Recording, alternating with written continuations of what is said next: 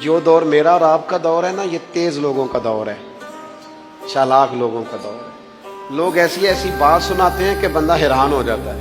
چالاک مزاج، تیز طبیعت۔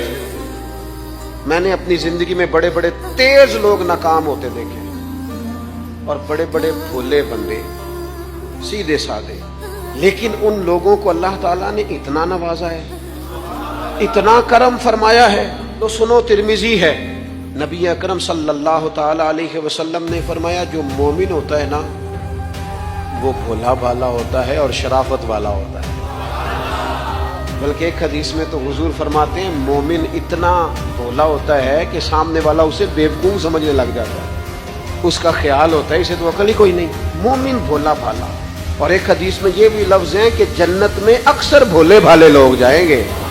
یہ جو تیزیاں ہیں نا، انسان کا سمجھدار ہونا اور بات ہے، انسان کا تدبر والا ہونا، فہم و فراست والا ہونا اور بات، لیکن چلاک ہونا، مکار ہونا، شیشے میں اتارنا، لوگوں کو اپنے قابو میں کرنے کی کوشش کرنا، اس کو شریعت پسند نہیں کرتی۔